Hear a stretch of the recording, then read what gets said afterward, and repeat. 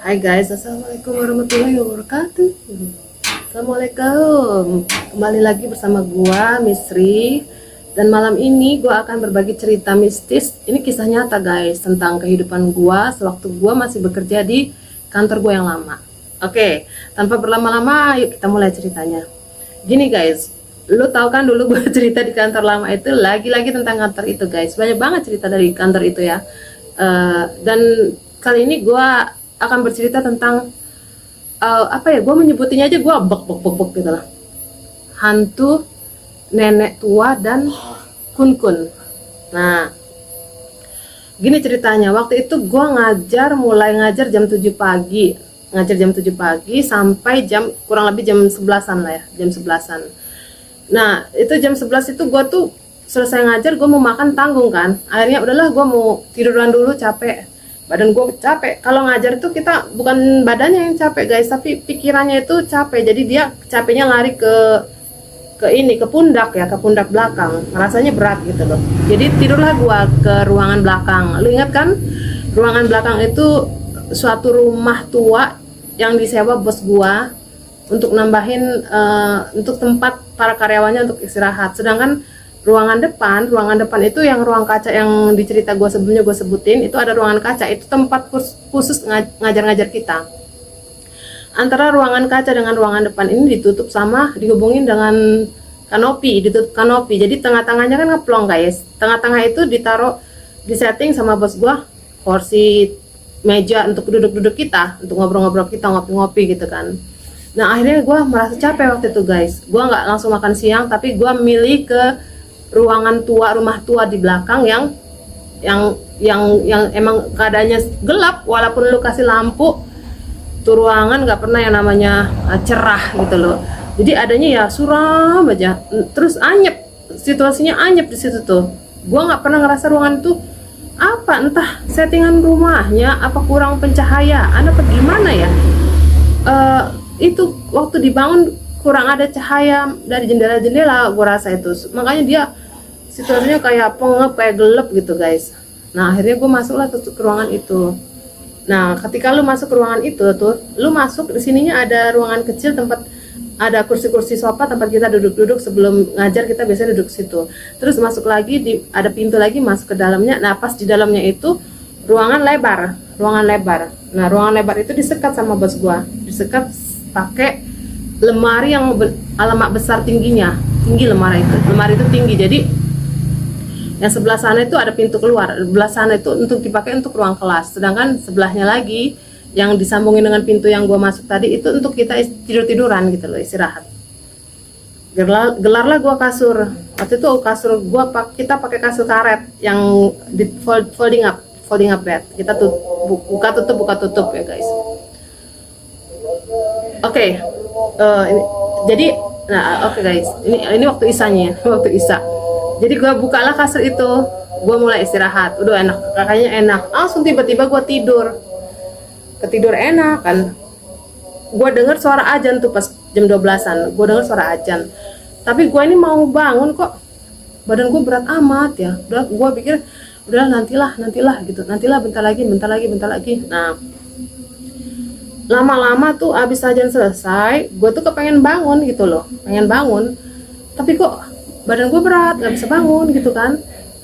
Gue berusaha untuk bangun, kenapa sih kok gue nggak bisa bangun? Aduh nggak enak banget ini situasinya, gue nggak nyaman gitu kan. Mata gue ketutup tapi gue nggak nyaman. Gue tuh kayak ada dialog loh dalam hati gue kayak ngomong, terus gue kayak ngobrol sendiri gitu loh.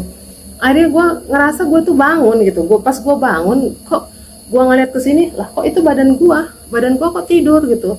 Lah ini apa, kata gue gitu kan. Kata gue lihat gini kok gelap amat, kata gue gitu. Gue dengar suara temen gue di ruangan yang tengah tadi, yang ngeplong tadi, yang ditaruh kursi-kursi. Gue nggak lihat, gue dengar suaranya sebut aja namanya Dika ya. Dia lagi gue denger dia main gitar, dia kan hobi gitar, main gitar. Terus waktu itu gue denger dia nyanyi lagu Dewa, lagu yang Kau tercipta untukku, lagunya gitulah ya. Si Dika lagi nyanyi lagu Dewa, kata gue panggil gini, Dika bantuin gue, Dika, gue tuh perasaan gue tuh teriak lo, manggil dia lo. Tapi kok dia cuek ya. Dika ya, kata gue, Dika nggak mau, dia nggak denger gue. Akhirnya gue ngerasa badan gue bangun lah ya, bangun walaupun gue lihat jasad gue masih tidur. Gue bangun, gue jalan, gue tuh mau nyamperin Dika, gue panggil kok nggak denger gitu. Gue jalan, pas gue mengkol kan mau keluar yang lewat pintu keluar rumah tua itu. Nah, gue ngeliat tiba-tiba ada dua sosok guys. Yang pertama nih ya, itu sosok nenek-nenek, itu sosoknya kayak manusia tapi nenek-nenek udah tua gitu loh. Gue ngerasa itu kayak mulutnya kayak abis apa sih, nyirih ya, jadi kayak merah-merah darah apa gimana gitu ya, nggak tahu. Gue nggak jelas banget itu apa. Yang jelas ininya merah, terus tatapan matanya itu galak gitu loh, galak banget itu, kelihatan serem gitu loh, galak. Tapi orangnya ininya orang gitu loh. Terus di sebelahnya ada kun kan, tapi gue lihat mukanya datar terus pucet tapi cantik emang. Gue lihat mereka kayak orang gandengan gitu loh. Ini di sini, ini di belakang mereka tuh pintu. Nah, guanya di sini gue tuh mau ke pintu, mau keluar gitu. Gue lihat sini kan ada mereka berdiri dekat pintu. Gue kesini, mereka kesini, gue kesini, mereka kesini, gue kesini. Jadi mereka tuh kayak ngalangin gue supaya nggak keluar. Ya gue langsung lah merinding kan, ngeri amat kata gue gitu lah. Balik arah, putar arah ke tempat gue lihat jasad gue tidur. Gue lihat gimana ini gue keluar, kata gue diblokir dari situ. Gue diblokir sama dua orang itu kan. Akhirnya gue tuh kayak orang culun, coba lemari setinggi gitu isinya buku-buku semua gue panjat, bener-bener kayak orang ngerangkak jatuh. Gue nggak bisa manjat gitu loh. Gue tuh tolong gitu, gue teriak-teriak kayak bener-bener di film horor guys. Gue manjat nggak bisa. Akhirnya gue capek. Terus akhirnya gue tidur lagi kan, gue ngerasa gue tuh masuk lagi ke badan gue. Dika gue panggilnya nggak denger gue. Nenek itu masih di situ sama perempuan yang tadi itu ya, yang kunnya masih di situ. Akhirnya gue coba lagi bangun, dihalangin. Entah kenapa gue waktu itu gue nggak inget baca doa gitu. Itulah ya. Udah gitu gue balik lagi lah ke kasur tadi, gue pasrah lah. Nah, di saat gue pasrah itu gue inget berdoa gitu loh. Itu di saat gue pasrah, gue ingat gue tuh harus berdoa. Akhirnya gue nyebut ya, berzikir Allahu Akbar, gue berzikir ya Allahu Akbar, astagfirullahaladzim, kata gue. Akhirnya gue bangun, badan gue bangun gitu, langsung gue lihat gelap kan. Gue bangun dari kasur, gue langsung kabur, lari. Ya pas gue bangun nggak ada apa-apa di situ, nggak ada apa-apa. Gue lari, gue tutup pintu, nyampe jedrok pintu, gue buka, gue tutup. Mana Dika? Gue ketemu ngamukin Dika ya, Dika dipanggil nggak bisa. Mana Dika? Gue lihat keluar, sepi, nggak ada orang. Akhirnya gue lari ke ruangan yang ada kacanya itu. Gue ngelewatin kan, gue mau ke ruang resepsionis. Nah, di ruang resepsionis itu gue lihat teman gue pada duduk di sofa, pada ngobrol. Gue ada si Dika, gue tanya, gue duduk lah. Gue kayak ngos-ngosan. Nah, dia mau nanya, kenapa Miss? Tahu? Gue mau nanya sama lu ya, kata gue gitu. Apa? Lu tadi gitaran nggak? Iya, kata dia gitu. Lu gitaran di belakang ya? Iya, aku gitaran di belakang, kata dia gitu. Oke, gue mau nanya lagi nih. Lu nyanyi lagu Dewa bukan? Iya, nyanyi lagu Dewa. Kan waktu itu lagu Dewa lagi viral guys. Gue nanya nih, lagunya gini bukan? Kau tercipta untukku. Ya iya Miss, gue nyanyi itu, kata dia gitu. Oh astagfirullah, kata gue gitu. Jadi tadi itu yang gue denger tuh lu bener ya, lu nyanyi kan sekitaran abis ajan. Iya, gue nyanyi, gue tuh duduk di situ tuh, gue nyanyi lagu Dewa, main gitar, kata dia gitu. Lu nggak denger gue panggil? Enggak ada suara, kata dia, nggak ada apa-apa, kata dia gitu. Asli, berarti gue dek, langsung gue bilang, kenapa? Dia orang nanya kan. Enggak apa-apa, kata gue nggak mau cerita lah, gue takut dia orang takut kan. Enggak apa-apa, udah gue diem, gue simpen sendiri itu cerita. Udah gue diem, ya Allah, kata gue, berarti yang tadi itu nyata ya, yang tadi itu bukan mimpi, kata gue cuma nyimpen dalam hati aja. Oke, gue ngajar seperti normal, biasa. Besoknya guys, gue pulang kan tuh malam, pulang pagi gue balik situ lagi kan mengajar kelas yang jam 7 itu, jam 11. Nah pas gue ngajar jam 7 pagi itu anak-anak kelas 1 SD. Gue ingat itu si Adi sama Ani, kelasnya Adi sama Ani itu kayak seingat gue itu ada 8 kelas lah, 8 kelas ya, 8 kelas. Sebenarnya kelas mereka itu ada di ini ruangan kaca, tapi gue tuh kadang-kadang kalau ngajar gue suka pindah-pindah supaya refresh lah pikiran gue, nggak di situ-situ aja. Jadi gue ajak, yuk kita keluar, yuk kita ngobrol di luar. Nah gue ajaklah mereka ke ruangan yang guru si Dika main gitar tadi. Nah udah di situ gue pasangan dah berdua bab speaking, mereka harus bicara gitu kan, praktis latihan speaking, bercakap-cakap. Mereka suka kalau udah waktunya bercakap-cakap, suka. Ingat banget itu momen-momen yang bagus tuh dalam hidup gua guys. Berhubungan dengan anak kecil, terus ngajarin mereka gimana caranya supaya pinter bahasa Inggris, jago speaking gitu kan. Suka banget, gua nggak bisa lupa momen itu. Nah pak di sini ketemu, ini ketemu kan, mereka gini berpasang-pasangan. Jadi ada 4 pasang, ada 5 pasang apa 4 pasang gitu. Nah mereka kan pasangannya gini. Nah otomatis yang belah sini ngebelakangin ruang kaca, yang belah sini ngebelakangin rumah tua kan.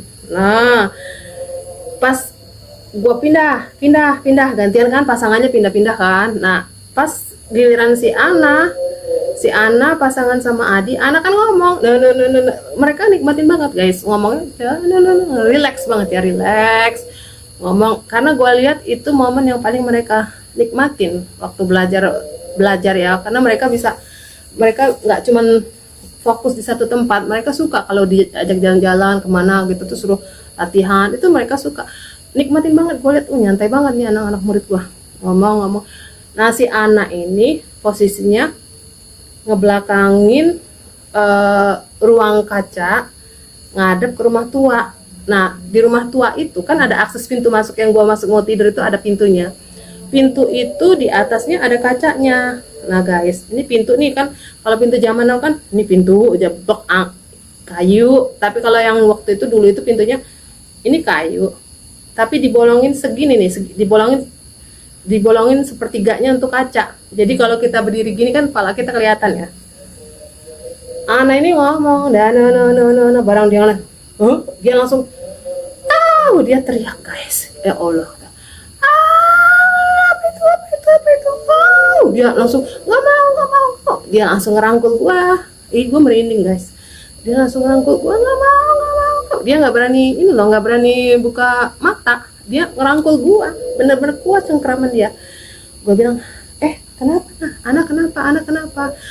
Akhirnya, kenapa sih Ana ya? Gue bingung kan ya. Udah diam. Nggak mau, itu ada nenek, katanya gitu. Ada nenek di kaca.